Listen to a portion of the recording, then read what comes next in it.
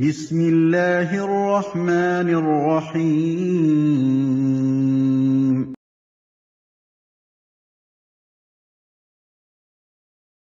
الحمدللہ رب العالمین والصلاة والسلام علی رسول الکریم، اما بعد فاعوذ باللہ من الشیطان الرجیم، بسم اللہ الرحمن الرحیم۔ نماز دین کی بنیاد ہے اور نماز پر ہی مسلمان کی پوری زندگی قائم ہوتی ہے۔ اس کی اپنی گھر کی پرائیویٹ زندگی ہو یا باہر کی پبلک زندگی، امت کا مقصد اور مشن بھی نماز ہی سے ظاہر کیا گیا ہے۔ نماز ہم اس طرح پڑھیں گویا یہ آخری نماز ہو، اس سے نماز ہم کو اللہ سے ملاقات کے لیے تیار کرتی ہے۔ نماز مسجد میں آ کر جماعت سے پڑھیں تاکہ مسلمانوں کی سوسائٹی اور ان کا معاشرہ نماز ہی اور مسجد ہی کے نمونے پر بنے۔ ساری زمین کو نبی کریم صلی اللہ علیہ وسلم کے لیے مسجد بنا دیا گیا۔ ہر جگہ نماز ہو سکتی ہے اور ہر کام اللہ کی اطاعت میں ہونا چاہیے۔ مسلمانوں کی صفوف کو ملائکہ کی صفوف سے تشبیہ دی گئی ہے۔ فرشتوں کی طرح مسلمان منضبط ہوں، مجتمع ہوں اور اللہ کی بندگی کریں، اور زمین کی مٹی کو مسلمانوں کے لیے پاک کر دیا گیا ہے کہ وہ زمین کے معاملات میں دلچسپی لیں، دنیا کو ایک گندی چیز سمجھ کر الگ نہ بیٹھ جائیں، اس کو شیطان کے حوالے نہ کریں۔ گویا وہ دنیا کی قیادت سنبھالیں، دنیا کو مسجد بنائیں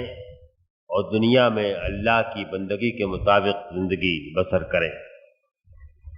ایسے معاشرے کے اندر جس طرح نماز میں مسلمان صف باندھ کر امام کے پیچھے کھڑے ہوتے ہیں،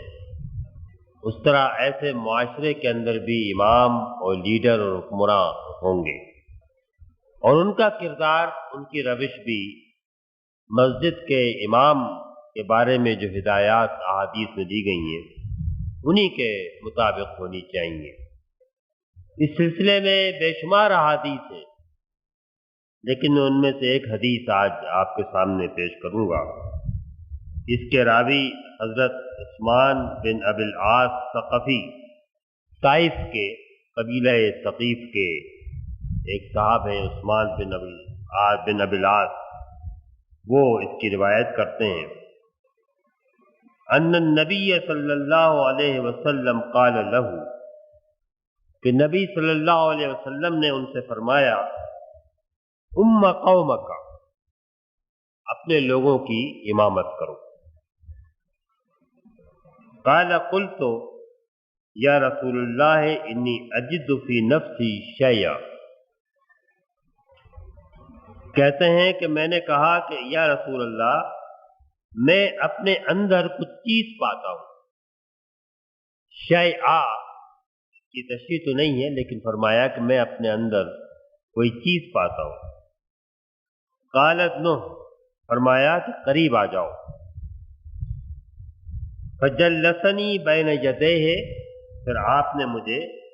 اپنے سامنے، پھر حضور نے مجھے اپنے سامنے بٹھا لیا۔ ثم وضع کفہ فی صدری، پھر آپ نے اپنا ہاتھ جو ہے وہ میرے سینے کے اوپر رکھ دیا، بین ثدیہ، میرے دونوں شانوں کے درمیان۔ ثم قال تحول، پھر کہا کہ رخ موڑ لو۔ فوضع فی ظہری، پھر آپ نے اپنا ہاتھ جو ہے وہ میری پیٹھ پر رکھ دیا، بین کتفیہ، میرے دونوں مونڈوں کے درمیان۔ ثم قال قومک، پھر آپ نے فرمایا اپنی قوم کی امامت کرو۔ فمن اما قوما فلیخفف، اور جو اپنے قوم کی امامت کرے تو وہ اپنے نماز کو ہلکا کرے، اس میں تخفیف کرے۔ وَإِنَّ فِيهِمُ الْكَبِيرَ وَإِنَّ فِيهِمُ الْمَرِيضَ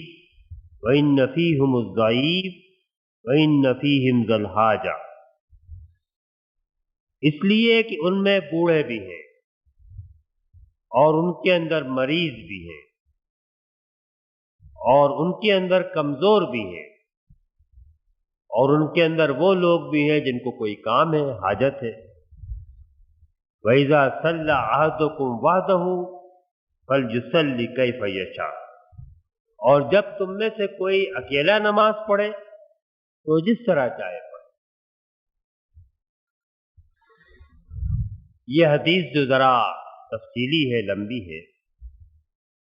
اور جو حضرت عثمان بن ابی العاص رضی اللہ عنہ سے مختلف الفاظ میں روایت کی گئی ہے۔ مسلم میں ہی اس کے کئی روایات ہیں جو الفاظ کے اختلاف سے موجود ہیں،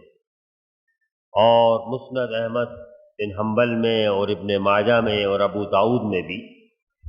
مختلف اس کے الفاظ ہیں جو روایت کیے گئے ہیں۔ اس میں امام بنانے سے پہلے آپ نے جس طرح ان کو تسکین دی اور تسلی دی اور سہارا دیا، اس کا ذکر اس طرح کسی اور روایت میں تو نہیں ملتا، اور الفاظ میں بھی اتنی تفصیل ہم کو نہیں ملتی۔ تو آپ نے فرمایا کہ اپنی قوم کی امامت کرو، اور امامت سے نماز کی امامت ہی مراد ہے۔ تو کہتے ہیں میں نے کہا کہ مجھے اپنے اندر کوئی اس کے بارے میں ہچکچاہٹ محسوس ہوتی ہے۔ اجد فی نفسی شیئا، اس کے کیا معنی ہے؟ بعض لوگوں نے کہا ہے کہ ان کو کچھ اپنے بارے میں یہ خدشہ ہوگا کہ میرے اندر اس کی خواہش موجود ہے، یا اپنی بڑائی کا احساس ہوگا، کبر ہوگا، اور یا اپنے اوپر کوئی ذوم کا خدشہ ہوگا کہ میں لوگوں کے سامنے امامت کروں گا تو میرے اپنے نفس کے اندر پتہ نہیں کس قسم کے وسوسے اور کیفیات پیدا ہوں گی، یا کوئی وسوسہ ہوگا۔ اس سے معلوم یہ ہوتا ہے کہ امامت کرنے کے لیے یا لوگوں کو کے آگے آگے چلنے کے لیے یا حکمرانوں کے لیے سب سے پہلے تو اپنے اوپر نظر ڈالنا ضروری ہے، اور اگر آدمی اپنے اندر کمزوری پائے، خرابی پائے، خواہش پائے، کوئی منصب یا منفعت یا فائدے کی خواہش پائے، یا اپنی بڑائی جمانے کی خواہش پائے، تو معذرت کوئی غلط بات نہیں ہے بلکہ صحیح بات ہے۔ چنانچہ انہوں نے کہا کہ انی اجدو فی نفسی شیئا، میں معذرت کرنا چاہتا ہوں امامت کرنے سے، اس لیے کہ مجھے اپنے اوپر بھروسہ اور اعتماد نہیں ہے۔ میں اپنے اندر کوئی ایسی خرابی محسوس کرتا ہوں، کوئی ایسی خامی محسوس کرتا ہوں، کسی خرابی میں پڑ جانے کا خطرہ، اندیشہ محسوس کرتا ہوں۔ الفاظ بڑے وسیع ہیں، اور کوئی چیز بھی ایسی ہو سکتی ہے، اس کی وجہ سے انہوں نے اپنا عذر پیش کیا اور اپنی ہچکچاہٹ کا اظہار کیا۔ تو آپ نے ان کو اپنے سے قریب بلا لیا، اور قریب بلانے کے بعد ان کو تسکین اور سہارا اور تسلی دینے کے لیے پہلے ان کے سینے پر اپنا دست مبارک رکھا، اس کے بعد اپنی پیٹھ پر دست مبارک رکھا، اور اس کے بعد پھر ان کو جو نصیحت کی، وہ نصیحت دراصل وہ طرز عمل ہے، وہ روش ہے، وہ پالیسی ہے کہ جو مسلمانوں کے حکمرانوں کے لیے، مسلمانوں کی ریاست کے لیے، مسلمانوں کے سارے کاموں کے لیے، اور امامت اور نماز اور مسجد کی نماز کے لیے بھی ہے۔ آپ نے فرمایا کہ ام قومک، اب اپنی قوم کی امامت کرو، وسوسے اور خیالات جو دل کے اندر آ رہے ہیں ان کو دور کر دو، اور دور کرنے ہی کے لیے آپ نے اپنے دست مبارک ان کی پشت پر بھی رکھا اور ان کے سینے پر بھی رکھا۔ پھر فرمایا کہ اپنے کام اس طرح کرو کہ دوسروں کے لیے تم آسانی پیدا کرو، فَلْيُخَفِّفْ، تخفیف کرو،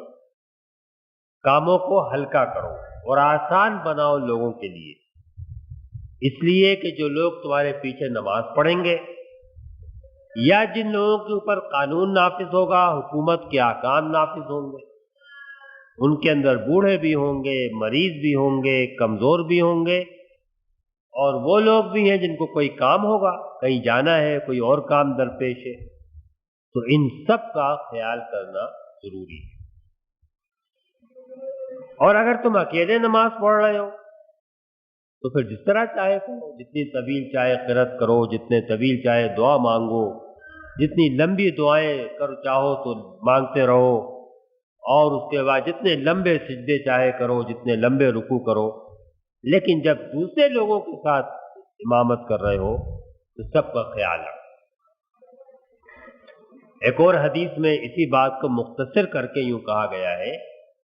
کہ جب تم لوگوں کی امامت کرو تو جو ان میں سب سے کمزور آدمی ہے، اضعف منہم، اس کی مناسبت سے ان کی امامت کرو،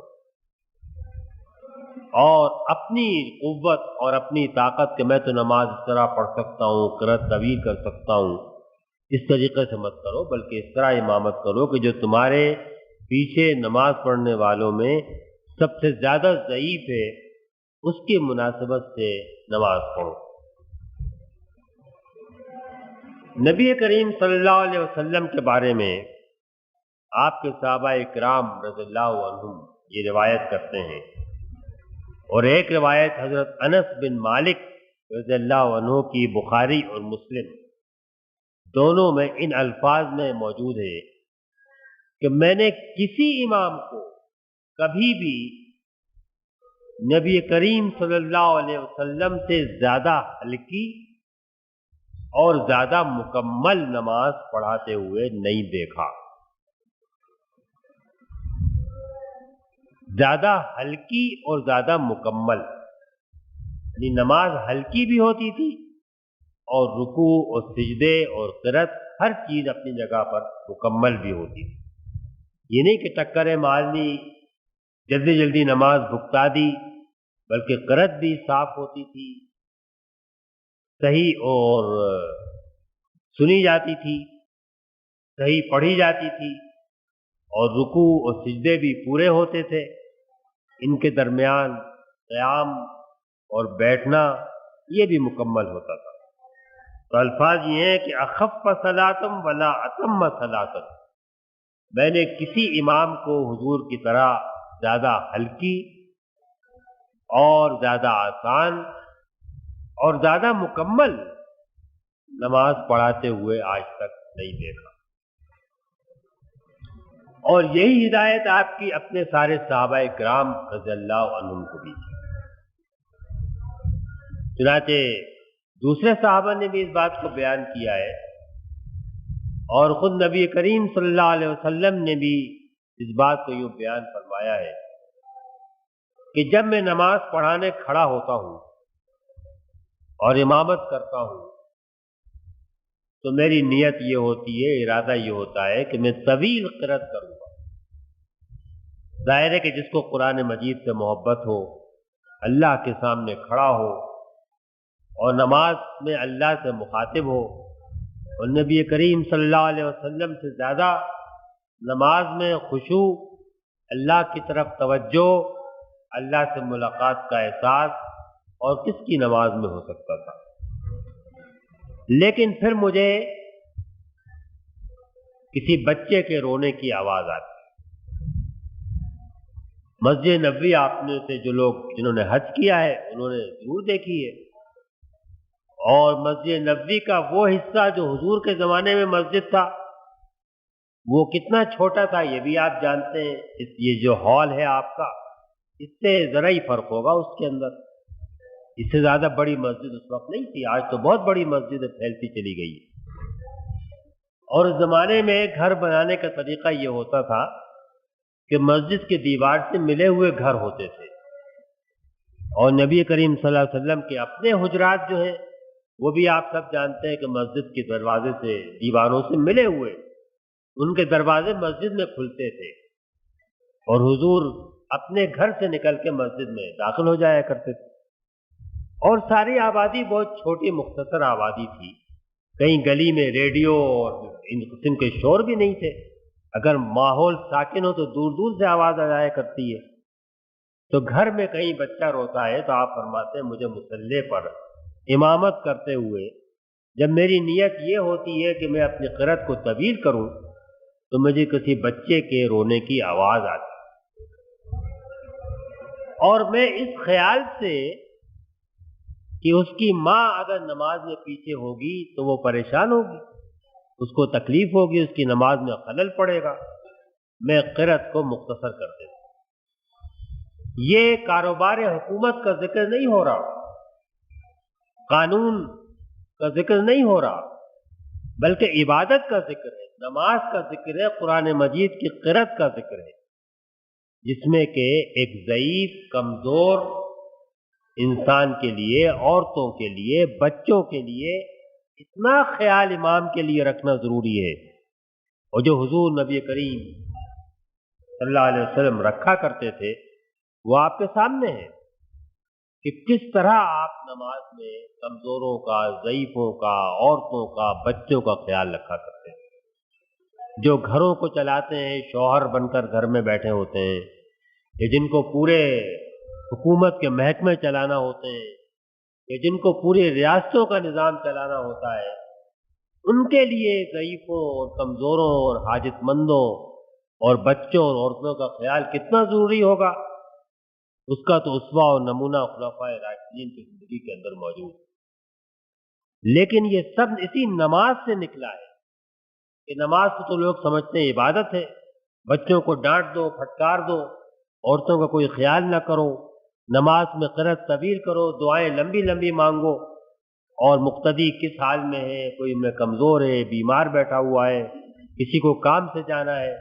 اس کا خیال کرو، یہ کوئی امام مشکل سے سوچتا ہے۔ لیکن جو نماز میں جو اللہ کی عبادت اور بندگی ہے، اللہ کے حضور میں حاضر ہے، قرآن کی قرأت کا سوال ہے، اس میں بھی مقتدیوں میں کمزور کا اور ضعیف کا اور بیمار کا اور حاجت مند کا اور بچے کا اور عورت کا، ان سب کا خیال رکھنے کا اتنا حکم اور تاکید کی گئی ہے۔ ایک آدمی نبی کریم صلی اللہ علیہ وسلم کی خدمت میں آیا اور اس نے کہا کہ مجھے فجر کی نماز میری چھوٹ جاتی ہے۔ تو آپ نے فرمایا کیوں چھوٹ جاتی ہے؟ اس نے کہا کہ امام صاحب قرأت اتنی طویل کرتے ہیں کہ میں اس قرأت کا ساتھ نہیں دے سکتا۔ تو جو صحابی روایت کرتے ہیں وہ کہتے ہیں کہ میں نے کبھی بھی حضور کو نصیحت کرتے ہوئے اتنا غصے میں نہیں دیکھا جتنا کہ آپ اس دن غصے میں تھے۔ میں نے کسی بھی نصیحت کرتے ہوئے، کسی دن بھی نصیحت کرتے ہوئے، واعظ کرتے ہوئے اشد غضباً آپ کو اس سے زیادہ غصے میں نہیں دیکھا جس دن کہ آپ اس دن غصے میں تھے۔ آپ نے کہا تم منفرین ہو، تم لوگوں کو بھگانے والے ہو، تم لوگوں کو بیزار کرنے والے ہو، تم لوگوں کو نفرت پیدا کرنے والے ہو، تو نماز میں تمہارے پیچھے جو کمزور ہوتے ہیں، ضعیف ہوتے ہیں، ان سب کا خیال کرو اور قرأت مختصر کرو۔ اسی طرح حضرت معاذ بن جبل کا یہ واقعہ بھی پہلے بھی میں آپ کے سامنے بیان کر چکا ہوں کہ وہ عشاء کی نماز حضور کے ساتھ پڑھتے تھے صلی اللہ علیہ وسلم، اس کے بعد جا کر اپنے محلے کی مسجد میں امامت کرتے تھے، وہاں پر بھی نماز پڑھاتے گئے اور جا کر انہیں سورہ بقرہ کی تلاوت شروع کر دی تو ایک آدمی نے نیت توڑ دی سورہ بقرہ سنتے ہی۔ اس قسم کے لوگ اس زمانے میں موجود تھے، نیت توڑ دی اور جا کر الگ نماز پڑھی اور نماز پڑھ کے گھر چلا گیا۔ تو لوگوں نے کہا کہ تم تو منافق ہو گئے، منافق مسلمانوں کی جماعت سے الگ ہو گئے اور نماز توڑ دی اور امام سے الگ ہٹ کے نماز پڑھی اور گھر جا کر گھر چلے گئے۔ اس نے کہا نہیں، میں اس معاملے کو جا کر حضور کے سامنے پیش کروں. اس کو اطمینان نہیں ہوا. اس نے کہا میں حضور کو سارا معاملہ بیان کروں. چنانچہ وہ نبی کریم صلی اللہ علیہ وسلم کے پاس آیا، اور آنے کے بعد اس نے کہا کہ یہ واقعہ ہوا، یہ آپ کے صحابی ہیں، انہوں نے آ کر عشاء کی نماز شروع کی اور سورہ البقرہ کی تلاوت شروع کر دی، اور ہم تو مزدور آدمی ہیں، دن بھر محنت کرتے ہیں، تھکے ہوئے آتے ہیں، رات کو عشاء کی نماز پڑھنے کے لیے مسجد میں آتے ہیں، یہ تو ہمارے بس میں نہیں ہے اتنی لمبی قرآن. تو لوگ بیان کرتے ہیں کہ اس دن بھی حضور صلی اللہ علیہ وسلم کو غصہ آیا، اور آپ نے کہا معاذ، کیا تم فتان بننا چاہتے ہو؟ فتان کے معنی فتنہ پیدا کرنے والا، اور بہت فتنہ پیدا کرنے والا. سورہ والضحیٰ پڑھو، سورہ والشمس پڑھو، سورہ واللیل پڑھو، آسان قرأت کرو، اور لوگوں کو فتنے میں مبتلا نہ کرو. اتنا مشکل نہ کر دو نماز کو کہ لوگ چھوڑ چھوڑ کے بیٹھنے لگے، بلکہ اس کو آسان کرو. تو یہ جو حدیث ہے نماز کے بارے میں، یہ دراصل پورے مسلمان معاشرے کے لیے اور مسلمانوں کے ہر معاملے کے لیے اور مسلمانوں کے ہر ذمہ دار کے لیے، خواہ مرد گھر میں ذمہ دار ہو یا عورت گھر میں بچوں کی ذمہ دار ہو، یا آدمی کارخانے میں مینیجر ہو، یا وہ کسی محکمے کا سربراہ ہو، یا پوری ریاست کا وہ سربراہ چیف ایگزیکٹو ہو، اس کے اوپر سب سے پہلا حق مسلمانوں کے معاشرے میں بوڑھوں کا، غریبوں کا، کمزوروں کا، ضعیفوں کا، عورتوں کا، بچوں کا جو ہے وہ عائد ہوتا ہے، اور ان کا لحاظ اور خیال سارے قوانین میں، سارے معاملات میں، سارے حکومت کے معاملات میں، پبلک معاملات میں یہ لازمی اور ضروری ہے. خواہ بس میں بسوں کو چلانا ہو، یا حکومت کے قوانین کو نافذ کرنا ہو، یا عدالتوں میں لوگوں کو بلانا ہو، یا ان سے لمبے لمبے فارم بھروانا ہو، یا ان کو بینکوں میں لائنوں میں کھڑا کرنا ہو اپنے بل جمع کرنے کے لیے. جہاں نماز میں اس بات کا حکم ہے کہ ضعیف کا، کمزور کا، بوڑھے کا، عورت کا، بچے کا، اگر بچے کے رونے کی آواز آئے تو نماز کی قرأت مختصر کر دی جائے کہ ماں کو کہیں تکلیف نہ ہو، وہاں پر مسلمانوں کو تکلیف کیسے دی جا سکتی ہے اپنی زندگی کے معاملات کو چلانے کے لیے. تو نماز تو اسی بات کی تعلیم دیتی ہے کہ معاشرے میں جو لوگ کمزور ہیں، ضعیف ہیں، ان کی مناسبت سے کام ہونا چاہیے. اوقات کے اندر بھی اس بات کا لحاظ رکھا گیا ہے. لوگ اوقات کے بارے میں اور لوگ سمجھتے ہیں کہ بس 1 منٹ 2 منٹ کا بھی فرق پڑا تو پتہ نہیں نماز کے اندر کیا فرق پڑ جائے گا. ایک آدمی حضور کے پاس آیا اور کہا کہ نماز کے اوقات کیا ہیں؟ تو آپ نے فرمایا 2 دن ہمارے ساتھ نماز پڑھو. تو وہ آدمی ٹھہر گیا. پہلے دن سحری کا وقت ختم ہوا، جس وقت اندھیرا ہوتا ہے، اس وقت آپ نے حضرت بلال رضی اللہ عنہ کو حکم دیا کہ اذان دو اور نماز پڑھائی. اور لوگ کہتے ہیں نماز اس طرح پڑھائی کہ لوگ ایک دوسرے، اتنا اندھیرا تھا کہ لوگوں کو ایک دوسرے کو پہچاننا، دیکھنا مشکل تھا. بجلی نہیں تھی، روشنی نہیں تھی، اتنے اندھیرے میں آپ نے نماز پڑھائی. پھر اس کے بعد دوپہر کا وقت ہوا تو سورج جو ہے وہ ڈھلا،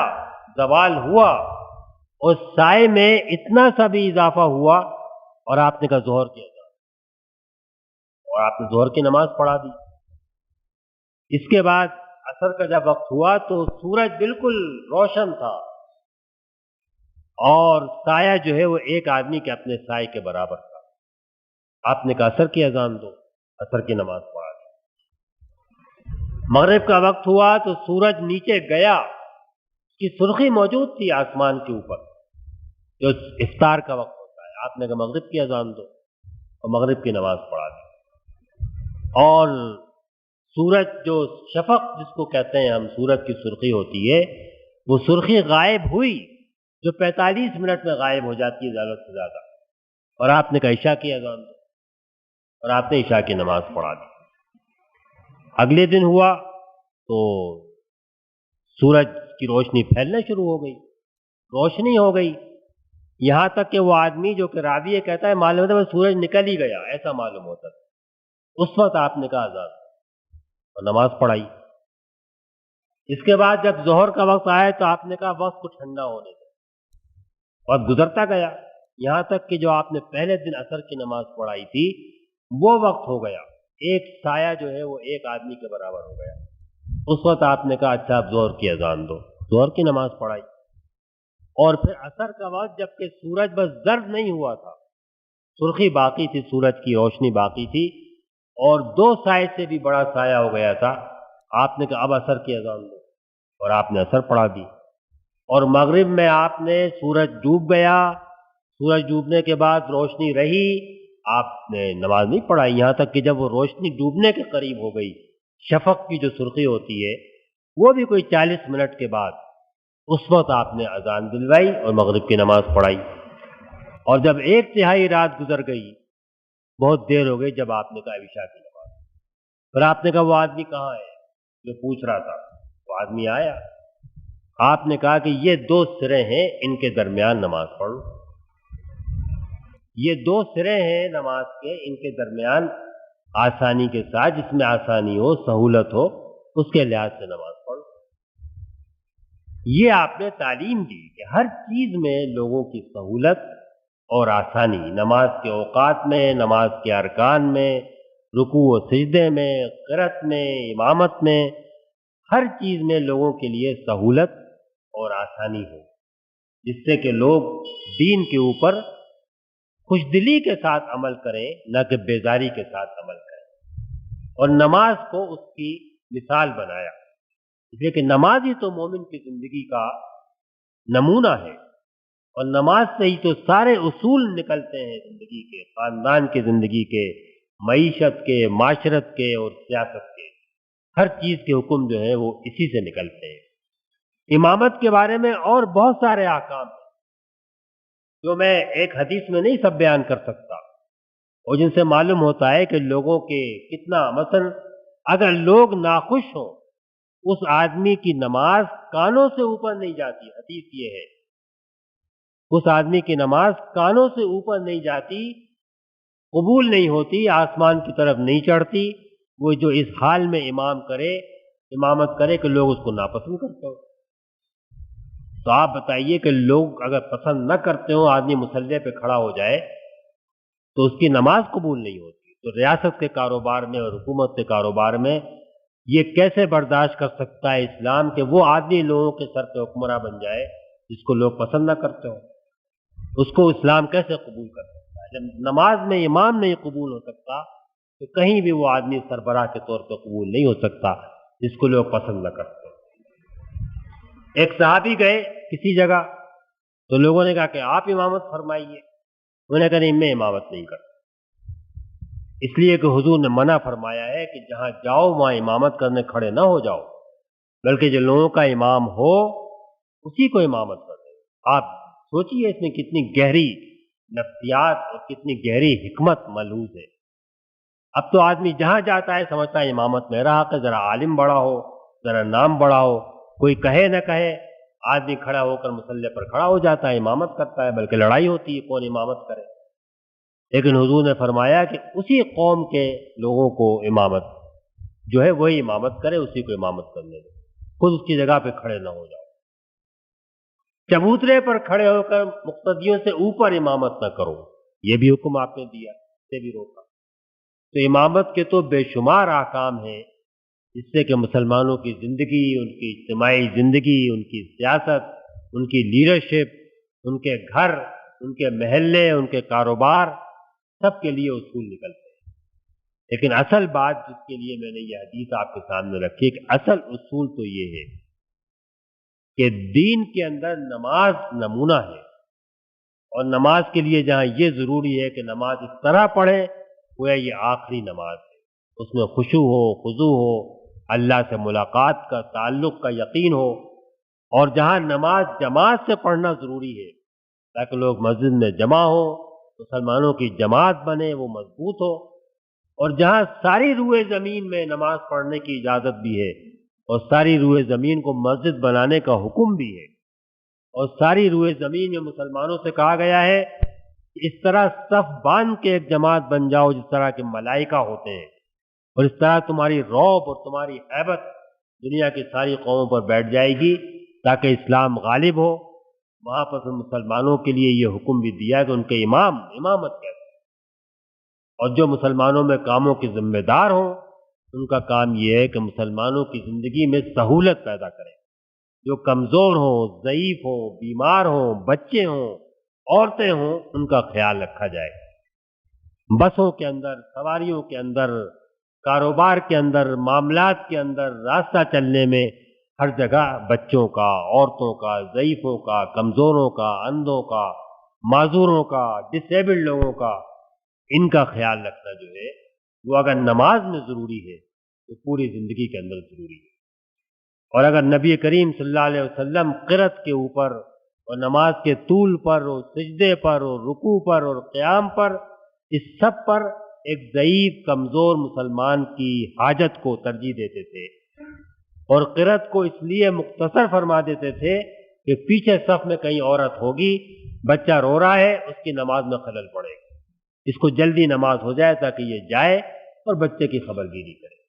آپ بتائیے کہ جس دین میں نماز جیسی عبادت، جہاں لوگ سمجھتے ہیں کہ نماز میں تو کوئی کسی کا لحاظ کرنا ہی نہیں چاہیے، بچے آ جائیں ان کو بھی جھڑکا جا سکتا ہے، کمزور آ جائیں ان کو بھی جھڑکا جا سکتا ہے، اور نماز میں تو آدمی بس اللہ کا گھر ہے، یہاں پر کسی کا خیال کرنے کی ضرورت نہیں ہے۔ اس اللہ کے گھر میں، مسجد نبوی میں، امام اول نبی کریم صلی اللہ علیہ وسلم مسلمانوں کے ضعیف، کمزور، بچے، عورتوں کا اتنا خیال فرماتے تھے، اور یہی مسلمانوں کے معاشرے کی روح، ان کی سوسائٹی کی اسپرٹ ہے، اور یہی جماعت کی روح ہے جس سے کہ مسلمان کمزور، مسلمان قوی ہوتے تھے، اور وہ ایک دیوار کی مانند تھے، ایک اینٹ دوسرے اینٹ سے جڑی ہوئی تھی، وہ ایک جسم کی مانند تھے، ایک اگر ہاتھ تھا تو دوسرا پاؤں تھا تو ایک سر تھا، کوئی دوسرے سے بے نیاز نہیں تھا۔ تو یہ مسلمانوں کی امامت کے وہ اصول ہیں جن میں سے میں نے صرف 2 اصول آپ کے سامنے اس حدیث کے اندر بیان کیے ہیں۔ صحابی رضی اللہ عنہ عثمان بن ابی العاص کو